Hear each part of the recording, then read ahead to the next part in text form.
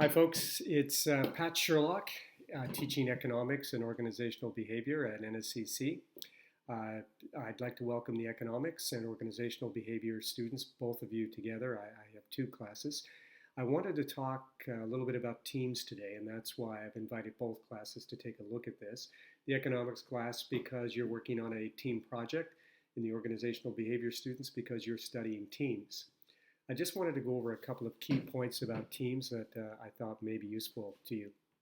First of all, it's thought that teams go through a normal developmental process, and that process is 5 stages. It goes from forming, where teams are trying to figure out what role each person is going to play, who's going to lead, who's going to follow. Then it goes to storming, where there's some kind of often disagreement, people deciding whose opinions are valued and who's going to take the leadership, and sometimes just confrontation takes place. Then some kind of norming. Eventually, you have to establish some rules and say, here's how things are going to work. We're going to email each other. We'll talk to each other on these dates. If you don't show, here are the penalties. We'll write your name down as someone who wasn't present, that sort of thing. So we go from forming, storming, norming. And then the next thing is the fourth one is performing. Finally, you just get down to working. And then finally, adjourning. And the adjourning phase is something that many teams miss in industry. I work with teams in many different companies. I'll be headed to GE this week for a few days to do some work with their leadership team. And one of the issues that always comes up is teams fail to debrief at the end of an experience. They don't sit down and say, this is what worked well and this is what didn't work well. And that's a very important process in teams. It's interesting that many students think teams, it's just in the college or school environment and not in the workplace. Most of the world's work is done in teams. I make a good living working with teams outside of my career as a professor at NSCC. I've always been involved in the consulting practice, helping teams come together. It is amazing how many people struggle with teams in the workplace and at college. So when students complain, that's why many of the professors who teach you struggle with that and may ask you to work it out, because you've got to learn to work well with others.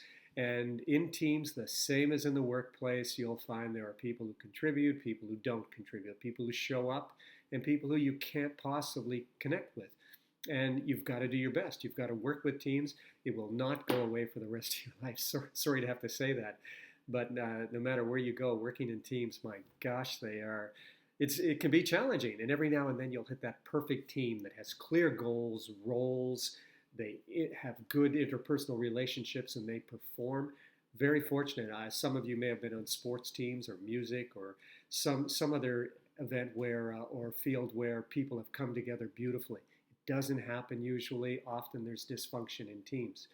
There are some things you can learn to do which will really help you when you get into the workplace.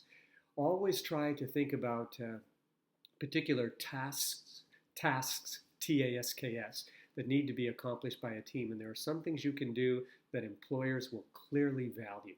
Number one, always have an agenda. Always say, what's this meeting about? What are we trying to accomplish? Clearly know what it's all about. Otherwise, people show up to a meeting. Some of you have been to meetings with managers where you show up, you don't know, well, why are we here? What are we trying to accomplish? How will we know when we get there? You need to know that. Why are we here? What are we trying to accomplish? Establish an agenda. Even as a junior entry-level employee, be careful. But on the other hand, when you can do that and say, let's set an agenda, let's clearly identify our goal, people will love you for that. It's something that often goes unsaid, but is very valuable when people have a reason to be there. So goals. The other thing you can do is you can serve as a gatekeeper. You can say, I don't think we've heard from these people, or I don't think we've heard from Emily, or I don't think we've heard from Jim, or something like that. Give people an opportunity. Never embarrass people, but a gatekeeper says, thanks very much. We've gotten your comments. I think we'd like to see if other people have something to share. A very valuable role. You can also serve the role of a summarizer, someone who says, could we pause for a minute here? We've been meeting now for 5 minutes. Or for 15 minutes, more likely. Let's just summarize what is accomplished so far. Being a summarizer, such an important skill. There are people who say, okay, let's look at what issues have been addressed. People who initiate things, people who say, okay, let's focus on this idea. Let's look at how many ideas have been raised. These skills are such important skills. If you can manage a team and work with a team, unfortunately, not just students, but people in the workplace who say, yeah, I'm great working with teams. because I've been on many teams. But in fact, it's a skill. And when you know how to summarize, you know how to invite people in, you know how to initiate, you know how to set agendas. Those are skills that are practiced and talents, not just because you can work with people or you've played AAA hockey or something of that nature or been in a band. Are you necessarily good at being part of a team? It's much more complex and it's something that needs to be studied. Please put the time and effort into it, into teamwork and learning about teams. The organizational behavior students, I've put a posting up about teams and asked you to talk about teams.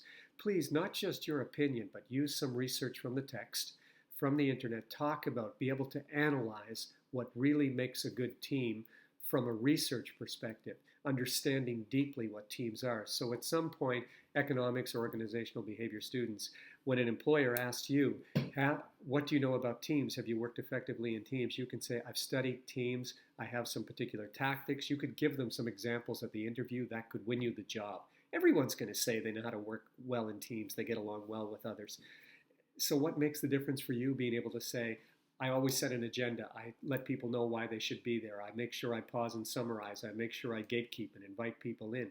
If you've got particular skills that you can demonstrate right away at an interview, that could be the difference between you starting an incredible career or not getting hired. So please think more clearly about those things. Thanks very much, folks. Thanks for listening in. I can see I'm over 6 minutes, and I'm trying to keep these to about 5 minutes. Just give you short, quick hits of learning as we move on through the course. I hope it's going well in economics and in organizational behavior. We're almost there, almost at the finish line. So please hang in there, folks. It's looking pretty good so far. Cheers. Bye.